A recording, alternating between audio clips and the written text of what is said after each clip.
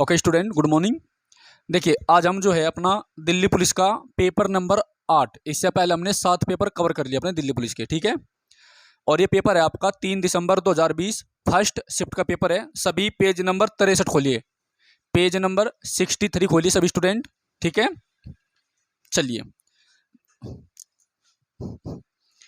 देखो काफ़ी इंपॉर्टेंट है। केवल करंट अफेयर ही आपकी थोड़ी चेंज होगी, बाकी स्टैटिक और जीएस लगभग आपकी ये 32 पेपर है, इन 32 पेपर में से आपकी जीएस मिल जाएगी, ठीक है। चलिए तो शुरू करते हैं। पहला क्वेश्चन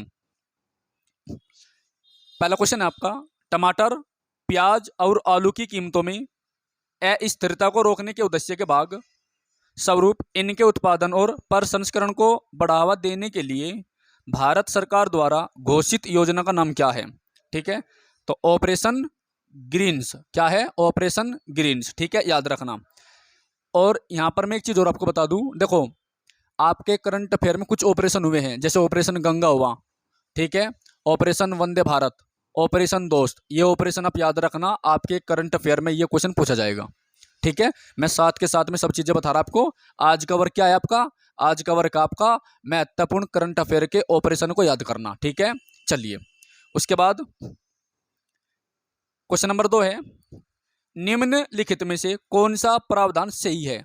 4 ऑप्शन में से आपको बताना कौन सा प्रावधान सही है, बिल्कुल, ठीक है। देखिए, तो इसमें सही है आपका भारतीय संविधान का भाग 4 राज्य के नीति निर्देशक सिद्धांत से संबंधित है, ठीक है।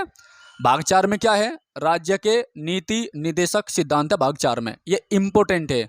देखो भाग 4 में क्या है? राज्य के नीति निर्देशक सिद्धांत है, ठीक है। यहीं पर एक क्वेश्चन और बता रहा मैं आपको।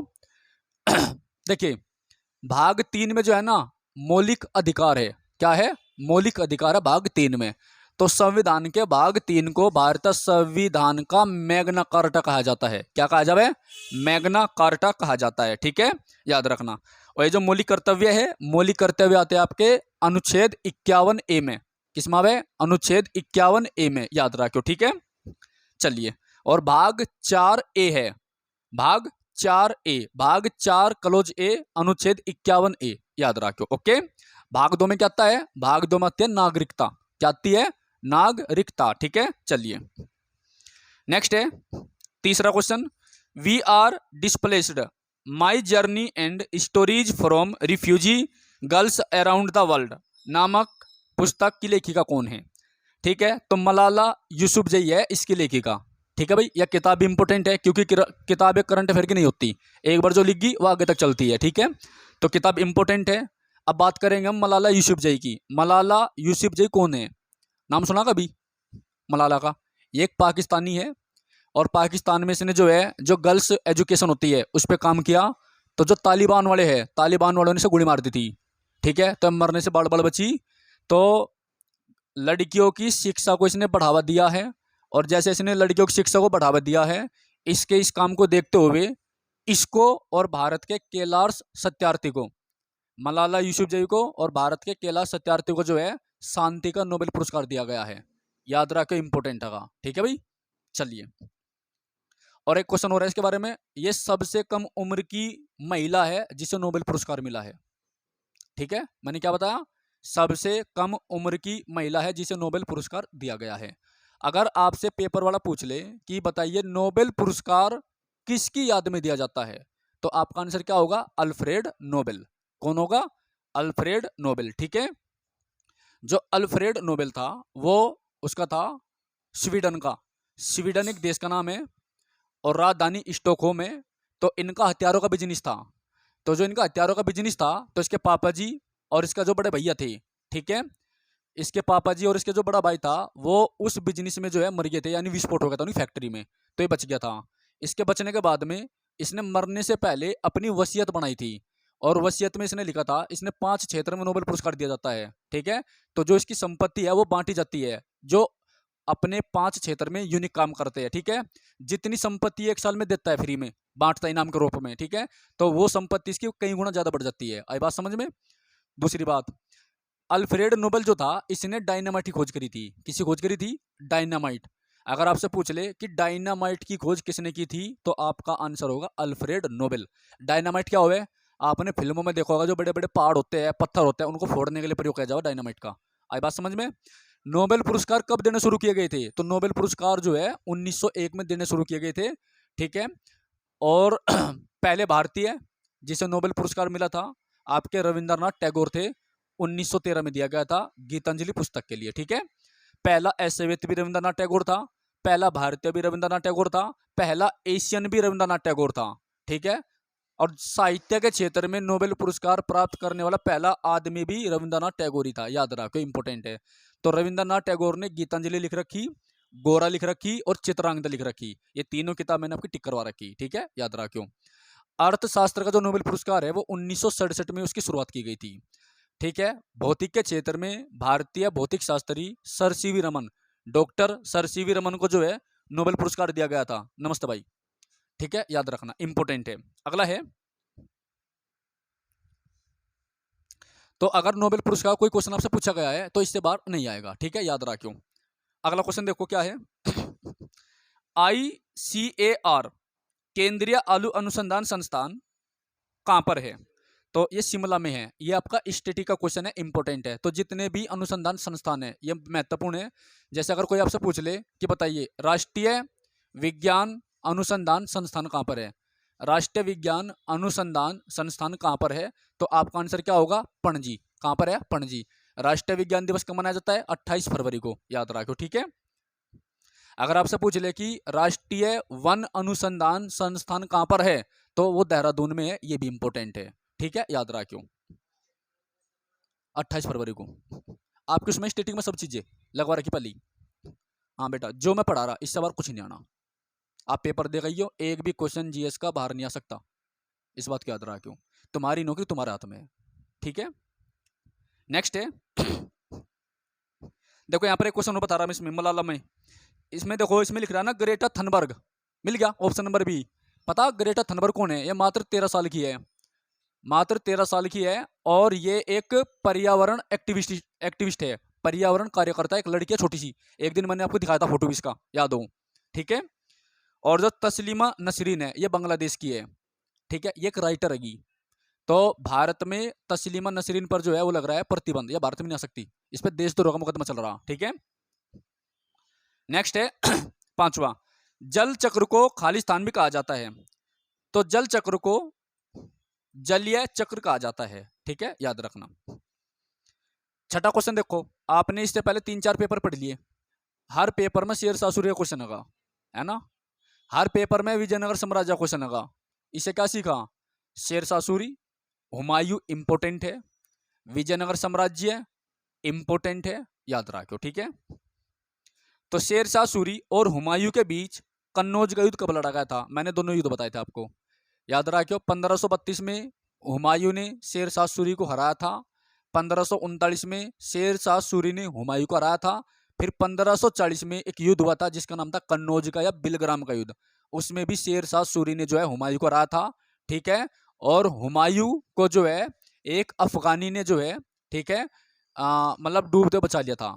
तो हुमायूं ने उसे एक दिन का बादशाह बना दिया था, ठीक है, याद रखो, बहुत इंपॉर्टेंट है, ठीक है। और शेरशाह सूरी का मकबरा कहाँ पर है? सासाराम बिहार में है। शेरशाह सूरी का समकालीन कौन था? तो मलिक मोहम्मद जासी था, जिसने 1540 में पद्मावत नामक किताब लिखी थी, जो राणा रतन सिंह, जो कि एक राजपूत शासक था, राणा रतन सिंह की पत्नी का नाम क्या था? पद्मावती। तो पद्मावती के ऊपर जो किताब लिखी गई है वो पद्मावत है, 1540 में मलिक मोहम्मद जासी ने लिखी थी, ठीक है, याद रखियो। 1545 में कालिंजर अभियान के दौरान शेरशाह सूरी मर गया था, ठीक है। और उस समय कीरत सिंह कालिंजर का शासक था, इसके हाथ में एक अग्नि अस्त्र पटक जावे जिसका नाम हुआ उक्का, ठीक है, एक बम गोला पटक जावा सूतली वाला, ये मर जावे, ठीक है, याद रखियो। तो इसका जो उत्तराधिकारी था वो कौन बनता है? इस्लाम शाह बनता है, ठीक है। फिर 1555 में जो है हुमायूं उसे युद्ध में पराजित करके फिर भारत में दोबारा आ जा, याद रखियो, ठीक है। तो अगर कोई आपसे पूछ ले कि शेरशाह सूरी का इतिहासकार कौन था, तो अब्बास खान शेरवानी था। कौन था? अब्बास खान शेरवानी था, जिसने तारीख शेरशाही लिखी, ठीक है। चलिए आगे, भारतीय संविधान का भाग 4A निम्नलिखित में से किसने मौलिक कर्तव्य हेतु प्रावधान करता है? ठीक है, तो 11 इंपोर्टेंट। अभी मैंने बताया था ना भाग 4A में क्या है, क्या है? अरे पागल, अच्छा मौलिक कर्तव्य है भाग 4A में। अनुच्छेद 51 है यार, संविधान का भाग 4A, ठीक है। और भाग 4 में क्या है? राज्य के नीति निर्देशक सिद्धांत। मैंने भाग 4A पूछा, ठीक है। अनुच्छेद 51 है, याद रखियो। चलो, किसने मिल्खा सिंह को फ्लाइंग सिख का खिताब दिया था? वो कौन था जिसने मिल्खा सिंह को किसनी फ्लाइंग सिख कहा था? ठीक है, तो जनरल अयूब खान, ये पाकिस्तान के जनरल थे, तानाशाह थे। इसने मिल्खा सिंह को जो है फ्लाइंग सिख कहा था। इंपॉर्टेंट है क्वेश्चन, ठीक है, याद रखियो।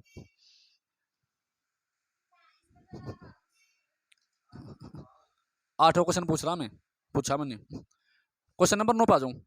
निम्नलिखित में से किसे सीमांत गांधी कहा जाता है? सीमांत गांधी। तो सीमांत गांधी जो है खान अब्दुल गफ्फार खानो कहा जाता है। किसे कहा जावे? खान अब्दुल गफ्फार खानो कहा जावे, ठीक है, याद रखियो। ओके, आज मैं आपको 2 पेपर कराऊंगा एक साथ ही, ठीक है, सभी ध्यान देखो। खान अब्दुल गफ्फार खान हो गया, तो खान अब्दुल गफ्फार खान को सीमांत गांधी कहा जाता है। अगला है, प्रस्तावना के अनुसार आरबीआई में खालिस्तान से अधिक डिप्टी गवर्नर नहीं हो सकते, तो 4 से ज्यादा नहीं हो सकते। अगर आपसे एक्स्ट्रा क्वेश्चन पूछ ले कि आरबीआई की स्थापना कब हुई थी, तो आरबीआई की स्थापना भारत शासन अधिनियम 1935 के द्वारा हुई थी। 1 अप्रैल 1937 को इसने काम करना शुरू करा था। ये भारत का केंद्रीय बैंक है। क्या है? केंद्रीय बैंक है, सेंट्रल बैंक है, याद रखियो। जिस समय भारत शासन अधिनियम 1935 आया था, भारत के वायसराय कौन थे? Lord Willingdon. कौन थे? लॉर्ड विलिंगटन, ठीक है। और न्यूजीलैंड देश की राजधानी वेलिंगटन है। न्यूजीलैंड की राजधानी क्या है? वेलिंगटन। और भारत के वायसराय कौन थे? विलिंगटन, ठीक है। विली है और एक वैली है, याद रखो, ठीक है। चलो,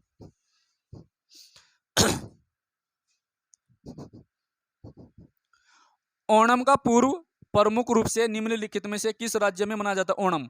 तो ओणम किस राज्य का प्रमुख त्योहार है? तो केरल का है, ठीक है।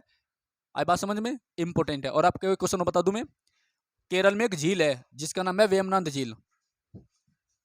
केरल में एक झील है जिसका नाम है वेमनांद झील, ठीक है, याद रखियो। तो जो वेमनांद झील है, इस वेमनांद झील में ही ओणम का त्योहार मनाया जाता है। इसमें रेस होती है नाव वाली, ठीक है, याद रखियो।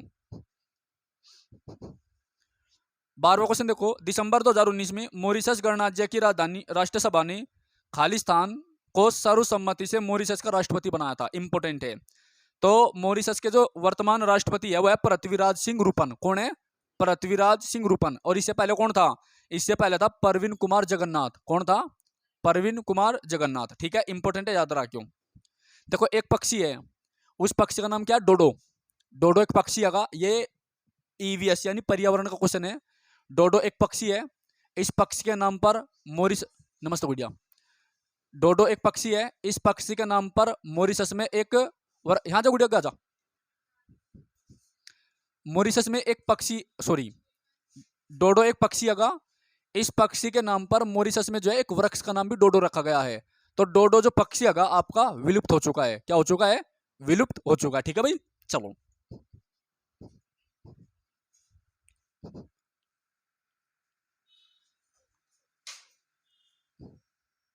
जो आयुष्मान भारत योजना है, आयुष्मान भारत योजना के तहत एक परिवार को कितना वार्षिक स्वास्थ्य कवर दिया जाता है? 5 लाख रुपए दिए जावे। इंपोर्टेंट है योजना, हर पेपर में आपकी योजना आ रही है, ठीक है, इसलिए योजना पक्की याद कर लेना। ये ऐसे टॉपिक है जहां से क्वेश्चन 100% आना।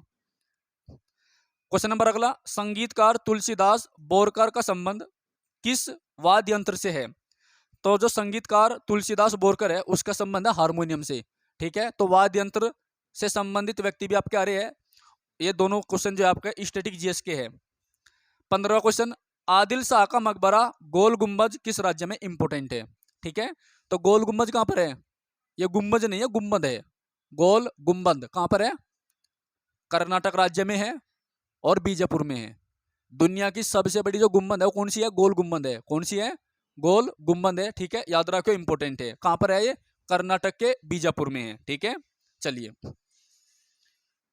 अगला क्वेश्चन है,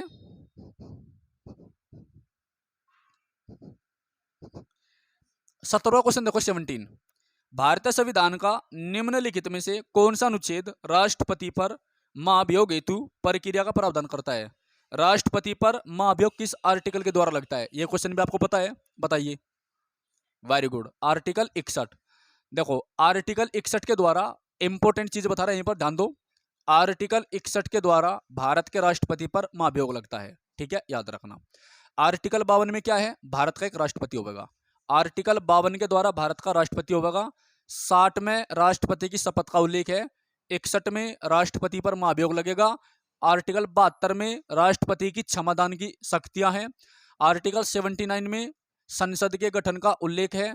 आर्टिकल 123 में राष्ट्रपति की अध्यादेश जारी करने की शक्ति है। आर्टिकल 143 में भारत के सुप्रीम कोर्ट के मुख्य न्यायाधीश से राष्ट्रपति किसी भी राष्ट्रहित के मामले पर क्या कर सकता है? सलाह ले सकता है। वो सलाह राष्ट्रपति पर बाध्यकारी नहीं होगी, ठीक है। आर्टिकल 352 में राष्ट्रीय आपातकाल है। 356 में राष्ट्रपति शासन है। 360 में वित्तीय आपातकाल है। 365 में भी राष्ट्रपति शासन है।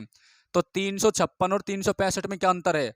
जब कोई राज्य की विधायिका, ठीक है, जब राज्य की विधायिका संविधान के हिसाब से काम न करती हो तो 356 के द्वारा उस राज्य में राष्ट्रपति शासन लगाया जा सकता है। जब कोई राज्य सरकार केंद्र की बातों का उल्लंघन करती हो तो 365 के द्वारा उस राज्य का राज्यपाल, ठीक है, जो केंद्र सरकार की बात न मान रहा हो, ठीक है, उस राज्य में राष्ट्रपति शासन लगाने की सिफारिश कर सकता है, ठीक है। और कुछ तो नहीं बचा, तो राष्ट्रपति के सारे आर्टिकल एक साथ ही बता दिया, इंपोर्टेंट है, इनसे बार कुछ नहीं आना जाना, ठीक है। चलो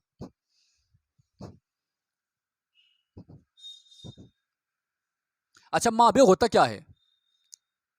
जब भारत का राष्ट्रपति संविधान के हिसाब से काम न करता हो या मेंटल हो गया हो, पागल हो गया हो या दिवालिया हो गया हो, ठीक है, वैसे तो सिद्ध कदाचार बोलते हैं इसको।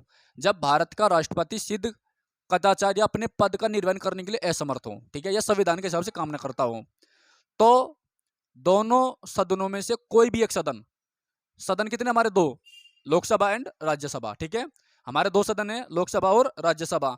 तो कोई सा एक सदन जो है राष्ट्रपति पर महाभियोग लगावेगा और दूसरा उसकी जांच करेगा। राष्ट्रपति को जो है अपनी सफाई देने के लिए 14 दिन पहले नोटिस देना पड़ेगा, ठीक है। और अगर दूसरा सदन उस बात को प्रूव कर दे कि यह बात सही है तो तभी से राष्ट्रपति को अपना पद छोड़ना पड़ेगा, ठीक है, याद रखियो। चलो आगे। प्रसिद्ध शास्त्रीय गायिका गिरिजा देवी, देखो शास्त्रीय गायिका गिरिजा देवी हिंदुस्तानी शास्त्रीय संगीत की किस शैली की प्रवर्तक थी? तो ठुमरी थी, है ठुमरी गायक थी, ठीक है, याद रखियो, इंपोर्टेंट है ये भी।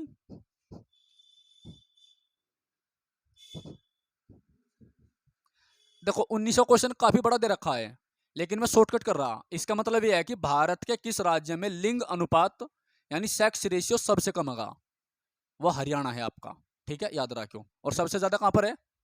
गोवा या केरल? बताइए कौन से में है?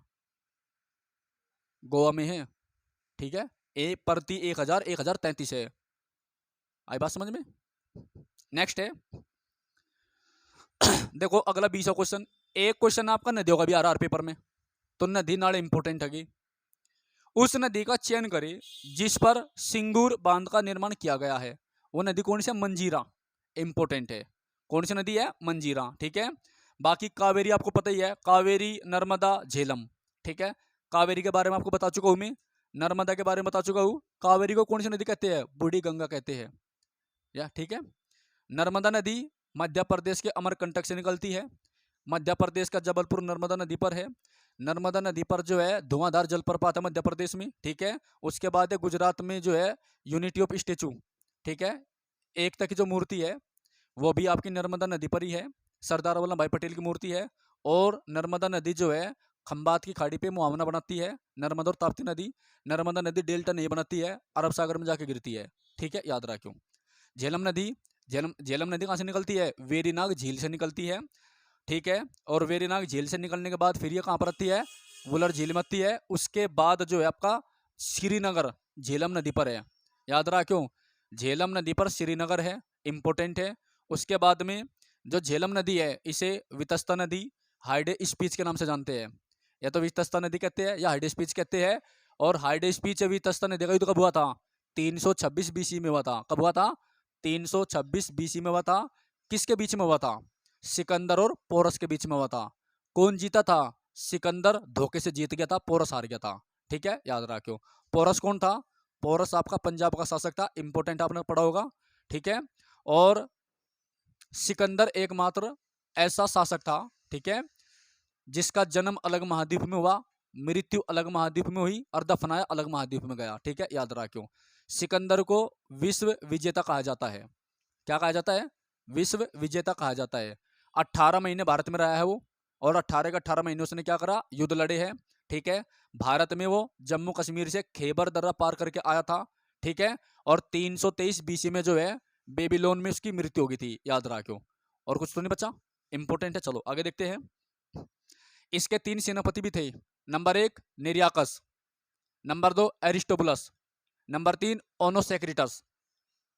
ठीक है, नंबर 1 निरियाकस, दूसरा ओनोसेक्रिटस, तीसरा एरिस्टोबुलस। 3 सेनापति थे। अब इन तीनों सेनापति का जो हेड था वो था सेल्यूकस निकेटर। सेल्यूकस निकेटर को 305 में चंद्रगुप्त मौर्य ने पराजित किया था। ठीक है, और इस युद्ध का वर्णन जो है एम्पियानस नामक एक इतिहासकार है जिसने किया है। और इसी युद्ध में पता चलता है कि सेल्यूकस निकेटर ने अपनी लड़की, जिसका नाम हेलेना था या कार्नेलिया था, उसकी शादी किससे कर दी थी? चंद्रगुप्त मौर्य से कर दी थी। और अपना एक दूत मौर्य शासन में भेजा था या चंद्रगुप्त मौर्य के दरबार में भेजा था, जिसका नाम था मेगस्थनीज, और जिसने इंडिका किताब लिखी थी। ठीक है चलिए, समतल दर्पण में बनने वाला प्रतिबिंब पार्श्विक उल्टा होता है। 22वां क्वेश्चन है, खानवा का युद्ध किसके और राणा सांगा के बीच लड़ा गया था? बाबर। खानवा का युद्ध जो है बाबर और राणा सांगा के बीच में होता है, इंपोर्टेंट युद्ध का। तो बाबर ने कितने युद्ध लड़े थे? बाबर ने 4 युद्ध लड़े थे। नंबर 1 पानीपत का पहला युद्ध हुआ कब था? 21 अप्रैल 1526 को। परिणाम क्या रहा? बाबर ने इब्राहिम लोदी को हराया। इब्राहिम लोदी कौन था? लोदी वंश का अंतिम शासक था। इब्राहिम लोदी पूरे सल्तनत काल का अंतिम शासक था। इब्राहिम लोदी युद्ध में मरने वाला पहला सुल्तान था। 3 क्वेश्चन यहाँ पर बताए। ठीक है उसके बाद 1526 हो गया। 1527 में खानवा का युद्ध हुए, ठीक है, जिसमें बाबर राणा सांगा को हरा दे। 1528 में चंदेरी का युद्ध हुए, ठीक है, जिसमें बाबर मेदिनी राय को पराजित करे। 1529 में घाघरा का युद्ध हुए, ठीक है, जिसमें बाबर अफगानों को हरावे। आई बात समझ में? और 1530 में बाबर ऊपर पहुंच जा। ठीक है, याद रखियो। तो सबसे पहले जिहाद का जो नारा दिया था, जिहाद, ठीक है, धर्म युद्ध, वो बाबर ने दिया था। कौन से युद्ध में? राणा सांगा के युद्ध में, यानी 1527 के युद्ध में, यानी खानवे के युद्ध में। और इसने अपनी सेना का जो खाना पीना बंद कर दिया था। आई बात समझ में? ठीक है, चलो बाकी जब मैं बाबर पढ़ाऊंगा ना मध्यकालीन भारत में, एक एक चीज बताऊंगा खोल कर बिल्कुल। नेक्स्ट है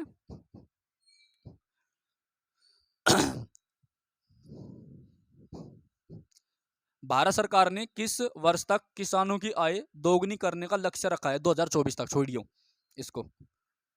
औरंगजेब ने खालिस्तान की अवधि के दौरान मुगल साम्राज्य पर शासन किया, तो 1658 से 1707 तक किया। इंपोर्टेंट है। औरंगजेब कौन था? ये तो पता ही होगा, इसे जिंदा पीर कहा जाता है। ठीक है, इसने हिंदुओं को मुस्लिम कन्वर्ट करा, जिनको मूले जाट बोल रहे, है ना, और बाबरी मस्जिद ढवा दी थी, बहुत सारे काम कर रखे। ठीक है, छोड़िए इसको। हाँ, ये क्वेश्चन इंपॉर्टेंट है कि औरंगजेब ने जो है सबसे लंबे समय तक शासन किया, 49 वर्षों तक, 49 ईयर तक। ठीक है, इसकी बहू का नाम, मतलब पत्नी का नाम जो है रबिया उद्दौरानी था, जिसकी याद में बीबी का मकबरा बनवाया गया औरंगाबाद में। ठीक है, अगला देखो, 2020 ऑस्ट्रेलियन ओपन महिला एकल का खिताब किसने जीता? सोफिया कैनिन ने जीता। तो टेनिस ग्रैंड स्लैम में 4 हुए, ऑस्ट्रेलियन, यूएस, है ना, विंबलडन हो गया, फ्रेंच ओपन हो गया, ये सारा सारा आप याद रखियो। मानव नेत्र के संबंध में निम्नलिखित में से कौन सा कथन सही है? नेत्र का लेंस रेटिना पर प्रकाश केंद्रित करता है, ये इंपोर्टेंट है। ठीक है, 27वां, भारत में बीज फसल बीमा की शुरुआत किस वर्ष हुई थी? 1999 से 2000 के बीच में हुई थी। 28वां क्वेश्चन है, भारतीय संविधान का निम्नलिखित में से कौन सा अनुच्छेद प्रशासनिक न्यायाधिकरण से संबंधित है? इंपोर्टेंट है। तो कौन सा आर्टिकल आपका? 323A, आर्टिकल 323A इंपोर्टेंट है। ठीक है भाई। 1905 में सर्वेंट ऑफ इंडिया सोसाइटी की स्थापना किसने की थी? गोपाल कृष्ण गोखले ने करी थी। किसने करी थी? गोपाल कृष्ण गोखले ने करी थी। ये क्वेश्चन इंपॉर्टेंट है। देखो, जो दादा भाई नौरोजी है उसे grand old man of India कहा जाता है, भारत का वयोवृद्ध पुरुष कहा जाता है। ठीक है, इसने poverty and un-British rule in India, ठीक है, poverty and un-British rule in India नामक किताब लिखी है, जिसमें इसने बताया है कि अंग्रेज किस प्रकार भारत की संपत्ति को अपने देश में ले जा रहे हैं। ठीक है, इंपॉर्टेंट है। और ये ब्रिटिश पार्लियामेंट में जीतने वाला पहला भारतीय सदस्य भी था, दादा भाई नौरोजी। ठीक है, चलिए।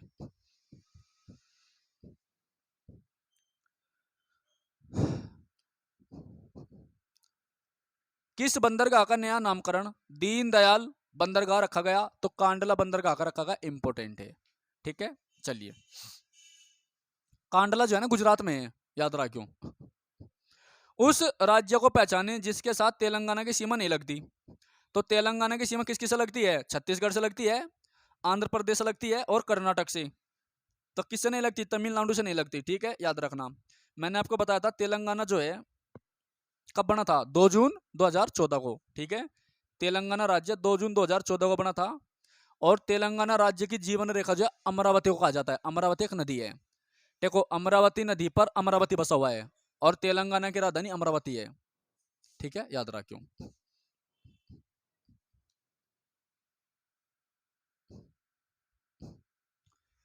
किस राज्य का एक प्रसिद्ध लोक नृत्य धुम्मल है? धुम्मल है जम्मू एंड कश्मीर, इंपोर्टेंट है। कश्मीर किस लिए प्रसिद्ध है? केसर के लिए प्रसिद्ध है, पश्मीना ऊन के लिए प्रसिद्ध है। ठीक है,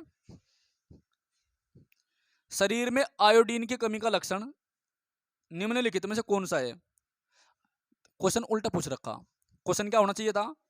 आयोडीन की कमी से कौन सी बीमारी होती है? नमस्ते। आयोडीन की कमी से कौन सी बीमारी हुआ है? इससे पहले सेट में बताया, सेट नंबर 2 में क्वेश्चन। तो आयोडीन की कमी से कौन सी बीमारी हुआ है?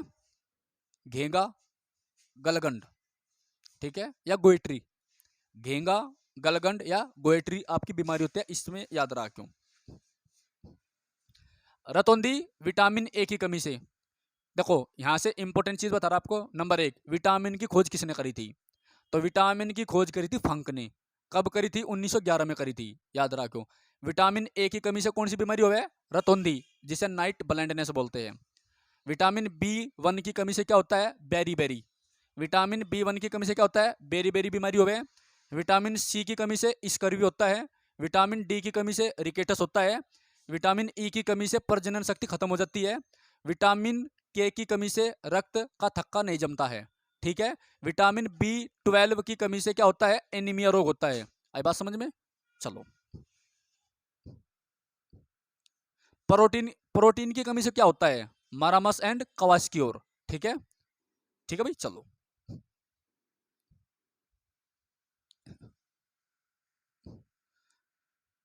दिसंबर 2019 में कौन विश्व के सबसे कम आयु के प्रधानमंत्री बने? सना मारिन, छोड़िए।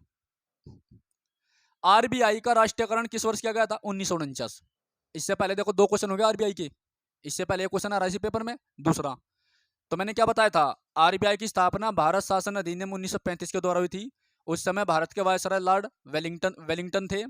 आरबीआई ने 1 अप्रैल 1937 को काम करना शुरू करा था। ठीक है, 1949 में राष्ट्रीयकरण हुआ था। और जो आपका स्टेट बैंक ऑफ इंडिया है, जो स्टेट बैंक ऑफ इंडिया है, इसका पहले नाम था इंपीरियल बैंक ऑफ इंडिया। ठीक है, पहले क्या बोलते थे स्टेट बैंक को? Imperial bank.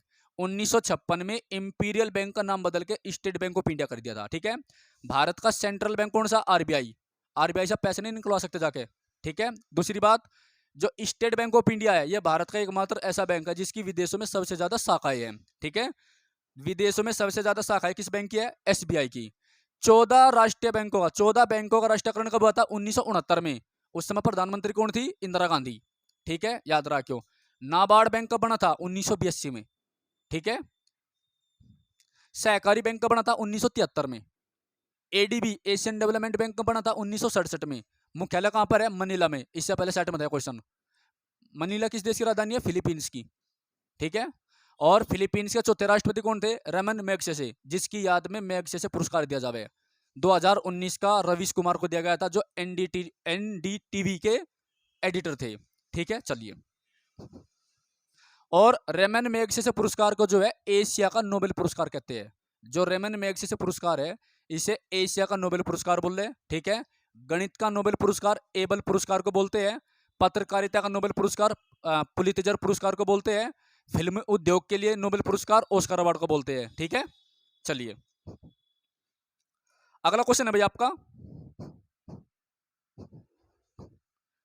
आप एक बात देखने रहे, जितने क्वेश्चन मैंने आपको बता रखे पहले, क्वेश्चन उन्हीं टॉपिक में सारे घुमा फिरा के आना ही है पेपर में, ठीक है। और भी बताओ इसमें कुछ। जैसे 1971 है, क्या हुआ था 1971 में? 1971 में बांग्लादेश बना था, याद रखियो, किससे अलग होकर? पाकिस्तान से, ठीक है। तो जो आज का पाकिस्तान है इसे किस नाम से जानते हैं? पश्चिमी पाकिस्तान। और जब बांग्लादेश है इसका पहला नाम क्या था? पूर्वी पाकिस्तान, याद रखियो, ठीक है। 1956 मैंने आपको बता दिया, 49 हो गया, 1935। 1949 के बारे में मैंने कल ही बताया था आपको। 14 सितंबर 1949 को हिंदी को राज्य का भाषा का दर्जा दिया गया था। 1949 में चीन आजाद हुआ था। 1949 में नाटो की स्थापना हुई थी। नाटो मतलब नॉर्थ अटलांटिक ट्रीटी ऑर्गेनाइजेशन, ठीक है। और क्या होता है 1949 में? 26 नवंबर 1949 को भारतीय संविधान को अंगीकृत किया गया था, ठीक है।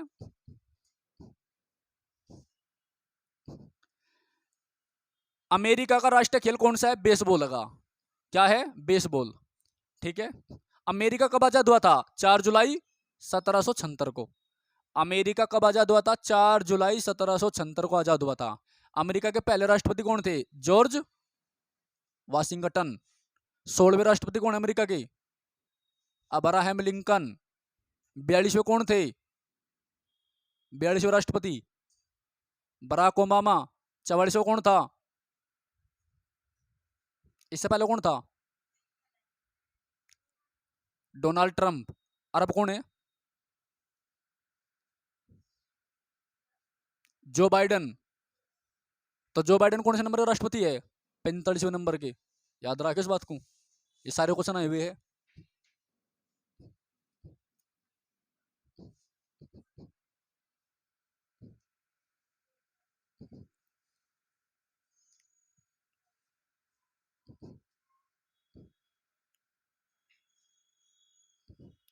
सुभाष चंद्र बोस को, यह क्वेश्चन जो है ना 38वां 2021 यूपी पैट मारा था।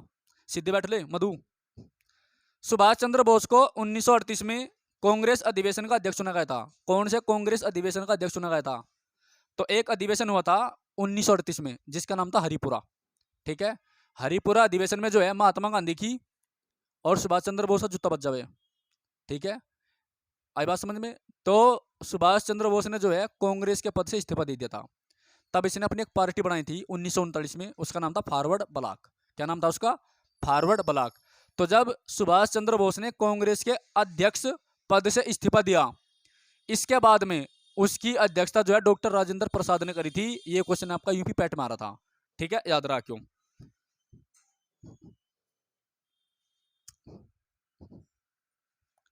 आईएमएफ की एमडी कौन है? आईएमएफ, आईएमएफ का मतलब है इंटरनेशनल मॉनेटरी फंड, अंतरराष्ट्रीय मुद्रा कोष। इसकी एमडी कौन है? मैनेजिंग डायरेक्टर, प्रबंधक निदेशक कौन है? भारत आ रही थी G20 में भी, इसलिए इंपॉर्टेंट क्वेश्चन है। और वही क्वेश्चन आ रहा, क्रिस्टालिना जॉर्जिएवा। क्या नाम बताया मैंने? Kristalina Georgieva. Most important question है, आता है। आप ऑप्शन नंबर सी देखो, इसमें एक चीज और लिख रही, गीता गोपीनाथ। गीता गोपीनाथ जो है WHO की पहली भारतीय महिला मुख्य अर्थशास्त्री है। ये लेटेस्ट क्वेश्चन लगा, इंपोर्टेंट है।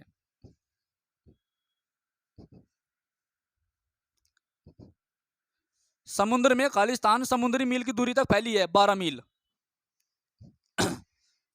भारतीय संविधान का 15 भाग, भाग नंबर 15 किससे संबंधित है? तो भाग 15 में किसका उल्लेख है? निर्वाचन का। और निर्वाचन किस आर्टिकल से संबंधित है? निर्वाचन आयोग का उल्लेख किस अनुच्छेद में है? 300 तो ऊपर है, बताऊं? इसलिए बोलता हूं नया कम पढ़ो, पुराना ज्यादा याद रखो। आर्टिकल 324, ठीक है। भाग 18 में क्या है? आपातकाल, पढ़ लिया करो। किस आर्टिकल के द्वारा संविधान में संशोधन किया जाता है? आर्टिकल 368। 22 भाषाओं का उल्लेख कौन सी अनुसूची में है? अच्छा, 7वीं अनुसूची में क्या फिर? चल बता, जब 7 आएगी। देख 6 बार आए क्वेश्चन, अब बता क्या है उसमें? भूल गई? थारी सुख की बेइज्जती करनी पड़ेगी। 7वीं अनुसूची में 3 सूची का उल्लेख होगा, संघ सूची, राज्य सूची, संवर्ती सूची। और 8वीं अनुसूची में 22 भाषाओं का उल्लेख होगा। पढ़ लिया करो, देख लो, मेहनत को समझो बात को। चलिए, ये विराट कोहली का क्वेश्चन याद रखियो, एसएससी वाले ने पीछे धोखा पड़ रही। विराट कोहली, रोहित शर्मा, ठीक है, इनका क्वेश्चन सबसे ज्यादा पूछा क्रिकेट में भी। मैंने क्वेश्चन नहीं पढ़ा लोग का, पहले पढ़ दो। मैंने बताया आपको, अगर क्रिकेट का कोई भी क्वेश्चन आएगा तो 90% विराट कोहली के बारे में पूछेंगे, ठीक है।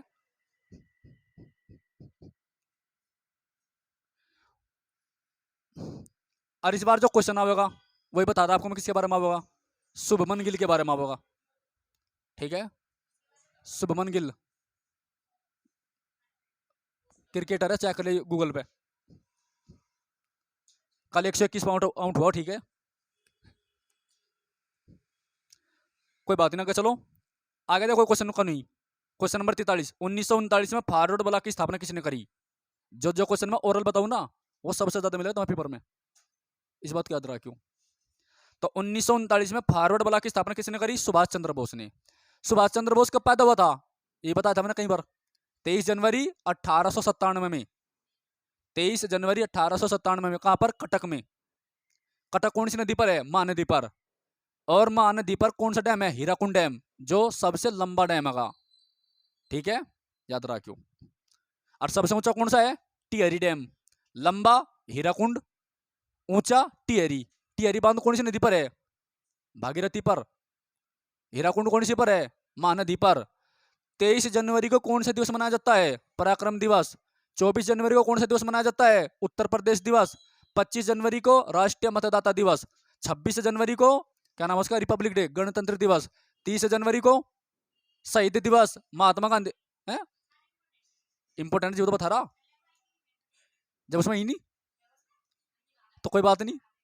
30 जनवरी को जो है, 30 जनवरी को जो है राष्ट्र, अरे भुलवा दिया, 30 जनवरी को शहीद दिवस किसकी याद में? महात्मा गांधी की याद में। क्योंकि 30 जनवरी 1948 को महात्मा गांधी गोली मार दी थी दिल्ली के बिड़ला मंदिर के सामने।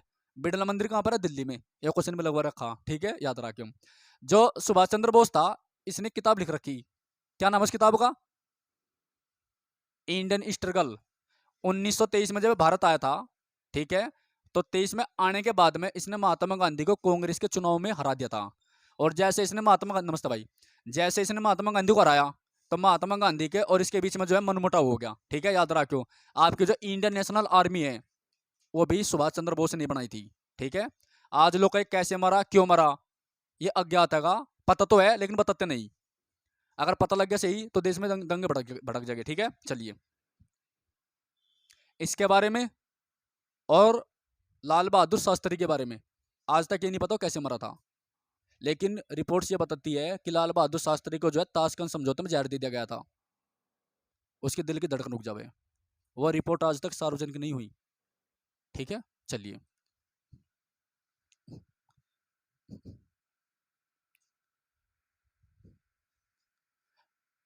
लाल बहादुर शास्त्री के बारे में तो पता होगा, भारत में रहो, थोड़ा सा इनके बारे में जाना करो। कौन थे लाल बहादुर शास्त्री?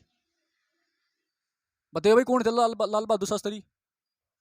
भारत के दूसरे प्रधानमंत्री थे और पहले ऐसे मंत्री थे जिसने रेल की दुर्घटना की नैतिक जिम्मेदारी लेकर के रेल मंत्री के पद से इस्तीफा दे दिया था, ठीक है। जय जवान जय किसान का नारा लाल बहादुर शास्त्री ने दिया था, ठीक है ना, याद रखे, इंपोर्टेंट है।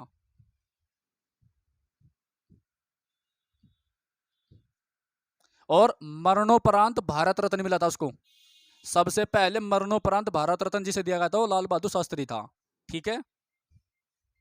और 2 अक्टूबर 1904 को जन्म हुआ था। लाल बहादुर शास्त्री और महात्मा गांधी एक ही दिन पैदा हुए थे, बस सन लगेगी। महात्मा गांधी कब पैदा हुआ था?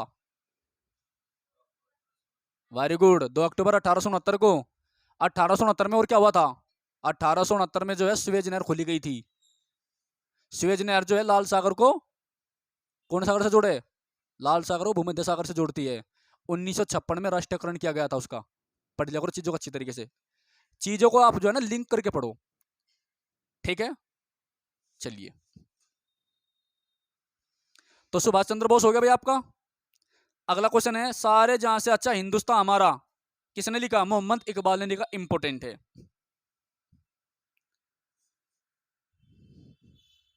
प्रसिद्ध नृत्यांगना रंजना गोवर किस नृत्य शैली से संबंधित है? ओडिसी से।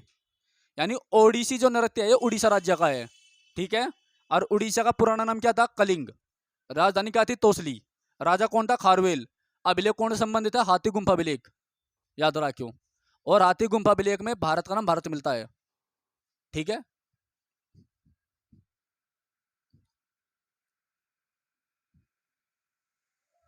कौन सा राज्य का नीति निर्देशक सिद्धांत है? ग्राम पंचायतों का गठन। आर्टिकल नंबर क्या है? 40। आर्टिकल 40, ठीक है। चलिए, अस्पृश्यता का उन्मूलन कौन सा आर्टिकल में है? छुआछूत का अंत, आपकी किताब में लिख रहा। Very good. अस्पृश्यता छुआछूत जो है आर्टिकल 17 में है। ग्राम पंचायत आपका हो गया आर्टिकल 40, ठीक है। चलिए, दहन के लिए कौन सी गैस अनिवार्य है? दहन मतलब आग जलाने के लिए, अगर वह गैस ना हो तो आग नहीं बढ़ने की। बताओ कौन सी है? ऑक्सीजन। Very good. तो ऑक्सीजन के बिना आग नहीं जलने की। अगर कहीं आग लग रही है तो मतलब ऑक्सीजन है। अब अगला क्वेश्चन ऐसे एक बनता है इंपॉर्टेंट, आग बुझाने के लिए कौन सी गैस जरूरी है? जब लगाने के लिए ऑक्सीजन होगी तो बुझाने के लिए भी तो होगी। तो बुझाने के लिए बताओ, सबको पता है। आपका अगर कार हुई उसमें एक सिलेंडर से रखा हुआ है। अगर बस में जाओ लाल लाल से सिलेंडर हो। कई यूनिवर्सिटी में जाओगे 6 बाल्टी मिलेगी रखी हुई, इसमें रेत मिला भरा हुआ, ठीक है ना। तो गैस बताओ कौन सी हो? अच्छा, हाइड्रोजन से आग भड़का है और ठीक। बताओ, कार्बन डाइऑक्साइड, ठीक है। तो जो आपकी कारों में जो सिलेंडर होते हैं उसको फायर एग्जिस्टनर बोलते हैं, वो लाल लाल से हो, ठीक है। तो उसके अंदर कार्बन डाइऑक्साइड गैस होते हैं, लिक्विड वो भी। तो जैसे ही खटका दबाओगे तो लिक्विड कार्बन डाइऑक्साइड बाहर निकलेगी, और वो जो है इनके बीच में एक लेयर बना लेती है, जिससे कि ऑक्सीजन और हाइड्रोजन का कॉन्टेक्ट टूट जाता है, आग बुझ जाती है, ठीक है, याद रखो। ठोस आइस किसको बोलते हैं? शुष्क बर्फ। शुष्क बर्फ किसे बोलते हैं? Dry ice. ठोस कार्बन डाइऑक्साइड गैस को बोलते हैं ड्राई आइस। इंपोर्टेंट है। बर्फ हमेशा गर्म होता है, ठंडा नहीं होता, ये भी इंपोर्टेंट है। बर्फ गर्म हो लेकिन फिर ठंडा हो। आई बात समझ में? अब ये कोई सी पीछे बता रही थी कार्बन मोनोऑक्साइड शायद। तो कार्बन मोनोऑक्साइड गैस को जो है दम घोटू गैस बोलते हैं, ठीक है। सर्दी के दिनों में कमरा बंद करके जिसने अपने नीचे तसले में कोयले जलाई, वो सुबह ऊपर पहुंच गया, ठीक है। क्योंकि कार्बन मोनोऑक्साइड जो है हमारा दम निकाल दे। और आपके जो बाइक होती है इनसे कार्बन मोनोऑक्साइड गैस निकलती है, ठीक है, याद रखियो।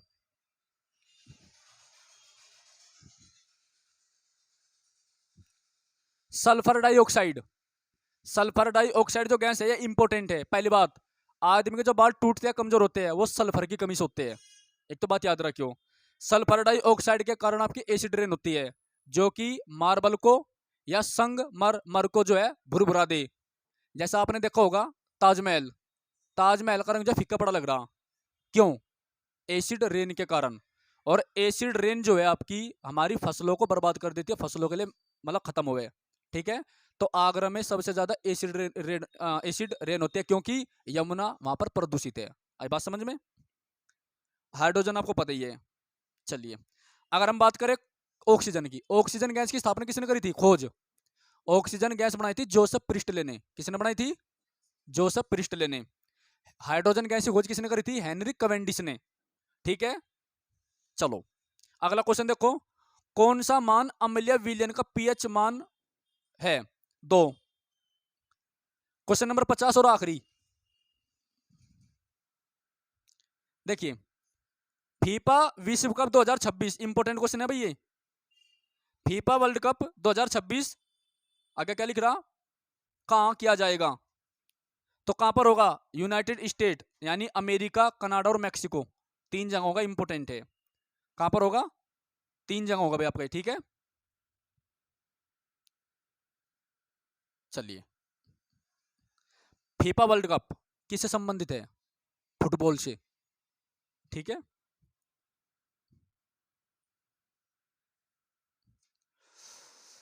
पेपर नंबर कौन सा था ये आपका? पेपर नंबर था 8, 3 दिसंबर 2020, प्रथम शिफ्ट का, ठीक है। अगला पेपर कौन सा होगा? अगला पेपर होगा भाई आपका तृतीय शिफ्ट का, 3 दिसंबर 2020 का, पेज नंबर 79 पे। तो एक दिन में